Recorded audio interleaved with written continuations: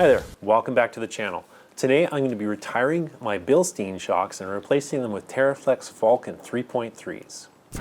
I've had a set of Bilstein 5100s on Ruby for about 3 years now, and we've gone on many an adventure together.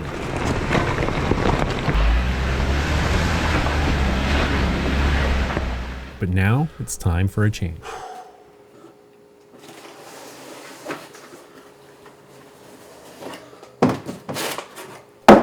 Oh yeah, daddy like. My brand new TeraFlex shocks have finally arrived. The instructions were clear and it looked like it would be a pretty basic install. There's literally no comparison between the old and the new. Everything about these shocks screams durability. Well, it's time to get rid of these old shocks.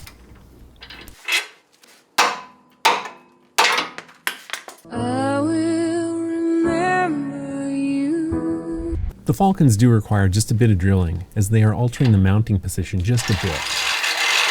You'll need to open up the outer mount with a 5/8 drill bit. I installed the shocks into the top mounts first. I then removed the protective bag and admired their hotness for just a moment. These shocks are crazy long, and since I didn't have the suspension at full droop, I had to lift Ruby up just a little bit at the frame. I did this to make it a little bit easier to install the shock into the lower mount. The rear was now done. Time to move up front.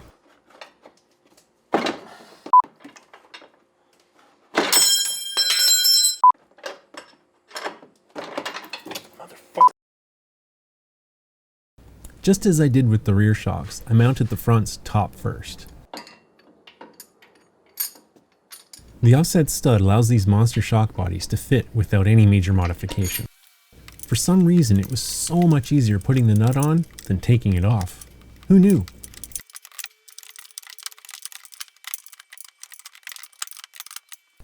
After a long pause for admiring the hotness once again, I noticed how freaking long these shocks are.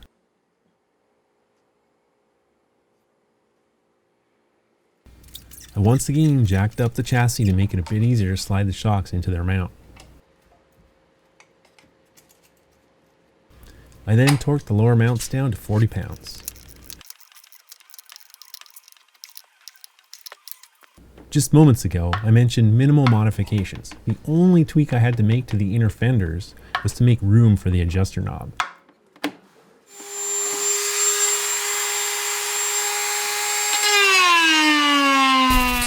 This was the only modification I had to do up front. The 5 1/4 inches of up travel marries up perfectly with my TeraFlex bump stops. The massive down travel does mean one thing. You will need to put longer brake lines in both the front and in the rear.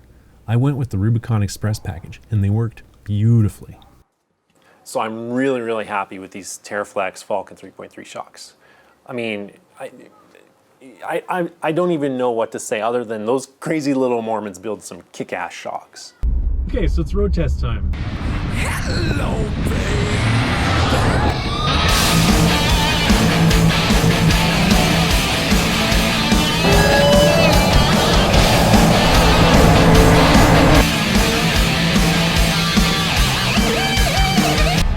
Right now I'm just running around town and I'm on mode number 1 and the ride is super plush, really like it. Probably be a good slow trail setting, I would think. Next up, I'm going to head out on the freeway and try one of the firmer modes.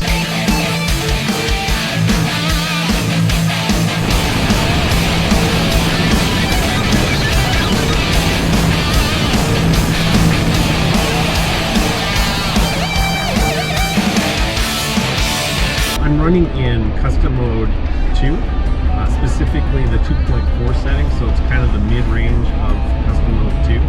In getting to the freeway, I noticed instantly it was definitely more firm, and it's not a setting I would probably use around town, but so far coming up to the freeway, it's definitely not leaning as much. I can tell it's a lot more responsive. I mean, it still is a Jeep. Let's call a spade a spade. but just doing this on-ramp for the freeway, I can feel that it's not folding over nearly as much as what it did in mode 1, or even with the old shocks. My concern with this mode, because Ruby's a two-door, I was worried that it would be just a little bit too firm and too choppy, but I'm not really noticing any of that at all. And the side-to-side rocking is basically gone.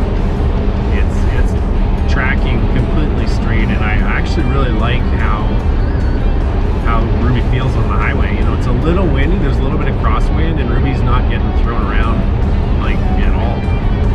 So I'm really liking 2.4 so far. So I'm just going to hop off this ramp, and we're going to try mode 3.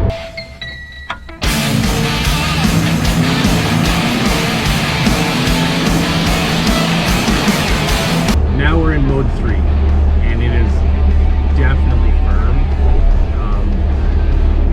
For a two-door, I think it's a little bit too firm. I'm not really sure if there's a situation where mode 3 would be something I use. You know, if you're driving on a concrete freeway with lots of dividers, it just might drive you a little crazy. I think it's just a little too firm for a two-door. It, just like mode 2.4, it tracks nice and straight. You know, again, still hitting the crosswind, and, you know, like hands off, and it's tracking completely straight. Just came out from under a bridge, and that crosswind didn't make me do a random lane change. You know, with those old Bilsteins, you know, I'm surprised I didn't get pulled over for DUIs when it was windy, because, like, I mean, it was all over the road with the 5100s. Not sold on mode 3, but, you know, it does give me a lot of benefits of having that option if I do, you know, decide to go jump Ruby. I don't know. Anyways, yeah, mode 3 not sold. 2.4 is awesome. I think for me, that's going to be my go-to on road trips. But it's nice to have this as an option, I guess. So when you're doing the install, like I was doing a lot of work to Ruby, so I decided to put her up on axle stands.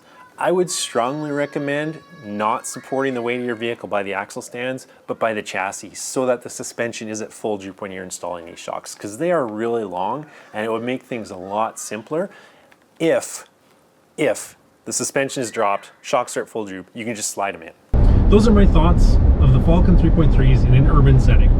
I really don't have any input that I can share with you as far as how they handle off-road and which settings I recommend off-road. Because again, I just, you know, around town really liked setting 1 on the highway, 2.4, 3 are great. But as far as off-highway, I really can't say at this point, because that's another video altogether. And if you like this video, smash that like button. Don't forget to subscribe, and I will see you all out on the trails.